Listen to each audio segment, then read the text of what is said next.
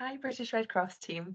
I wanted to thank you for the opportunity to tell you more about my approach to developing and implementing an engaging learning curriculum and the ways in which learning can support the talent journey.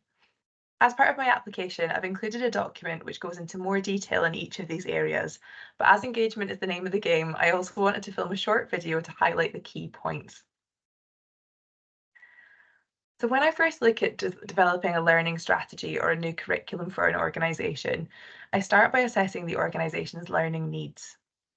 When I do this, I consider four categories, which are compliance, training which helps people to understand their role in the organisation, training that supports organisational aims, and the development requested by individuals within the organisation.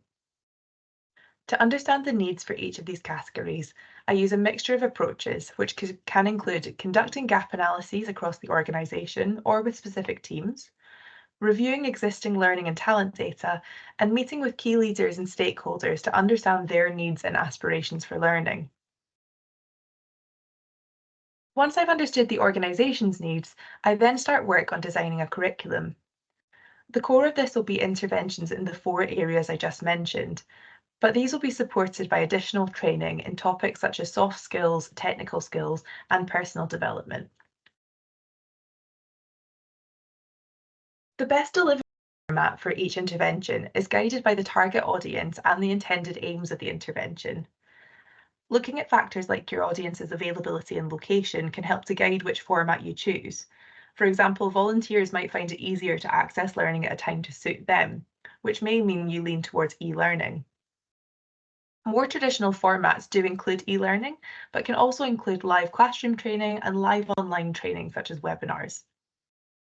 Generally, I use formal training, either in a classroom setting or live online, for topics in which participants need to either workshop their skills or where bringing a group together is useful to build relationships or cohesion.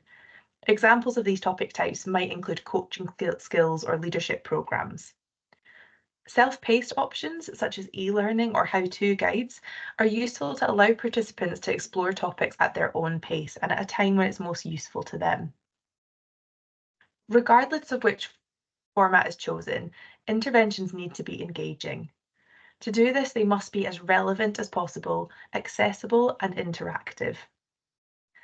Some tips on making classic interventions more engaging include taking an assessment-first approach with compliance e-learning. This is where you flip the training on its head and ask the learner to first take an assessment to assess their knowledge and fill in the gaps in their knowledge by completing the rest of the course. In online live training, such as webinars, you need to make sure that there are regular interactive activities throughout to keep learners engaged. Wherever possible, I like to use a 70-20-10 learning model, and therefore I do try to limit the reliance on formal training and instead build development opportunities into the flow of work. I also find that this approach garners support from leaders in the organisation who often don't want to lose hours of their team's time to classroom training. Under this model, the 70% of learning that takes place daily often relies on managers feeling confident and enabled to develop their teams through delegation of opportunities, constructive feedback, and coaching. These behaviours can be trained, but are best embedded when role modelled by senior leaders in the organisation. If these are not already adopted by senior leadership, I would look to work closely with this population to provide training and coaching on these behaviours, which should then filter down through the organisation. Once the L&D curriculum has been decided and appropriate formats for each intervention assigned, I then look to develop a roadmap which lays out which interventions will be designed and launched across the upcoming 12 to 18 months. To do this, I begin by reviewing the budget and resource available, mapping out the scope of each intervention and required timelines, and then conduct prioritisation based on the urgency and importance of interventions in line with organisational needs and risk. The roadmap must also build in time to evaluate interventions as they progress, because this allows upcoming projects to be adapted as you go and will save time in the long run. This roadmap can also be presented to stakeholders for feedback before you move into a design stage, which allows any additional considerations to be taken into account. Moving to the design stage, where interventions are being created prior to launch, is when I would work with my team to make sure they have clear focuses. I try to pair projects with individual skills and interests and encourage support across the team.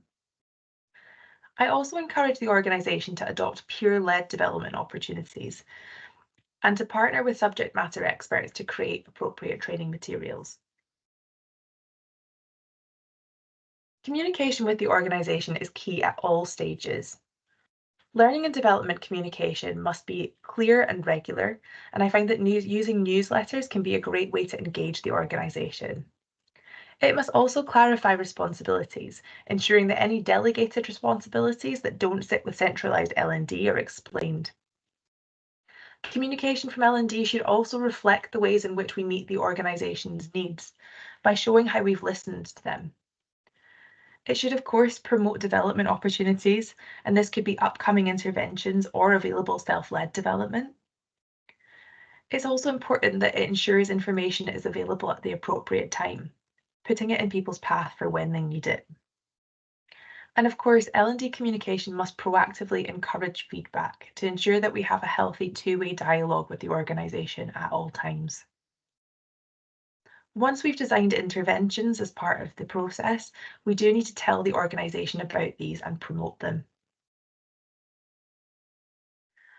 Once we're ready to deliver an intervention, my role is to support my team to do this, or in some cases to deliver these myself. Following the impact of the organisation must be evaluated. The best evaluation method depends on the aim of the initiative, but could include assessments, learner evaluation feedback, or feedback from peers and managers on behavioural change. To understand the wider impact of learning on the organisation, we can use data such as retention rates, talent planning data, and staff and volunteer feedback from engagement surveys. The results of these various pieces of evaluation can then be used to inform the L&D offering going forward. Finally, if we consider the ways in which L&D can support the talent journey of an organisation, it's best to start by looking at the crossover points between the talent journey and L&D, points such as onboarding, when someone is promoted, etc., and then plan appropriate learning interventions at these points with responsibility shared between key individuals. For example, at onboarding stage, L&D might organise a corporate induction, but the hiring manager might be responsible for organising a team induction and assigning a buddy to the new starter. We can also use talent needs to guide the L&D strategy and curriculum by looking at where it would be beneficial to close talent gaps or mobilise talent within the organisation. For instance, if we have a lot of developing talent and we might want to focus on a future leaders programme, or if we're struggling to recruit in a certain area, we might want to offer cross-training opportunities to move our talent over to that space. I've gone through this very quickly and I have included a document which goes into more detail in each of these areas, but I wanted to thank you for taking the time to watch this short video and to consider my application. I'd love to discuss your development needs and ambitions further and hope to speak with you soon. Many thanks.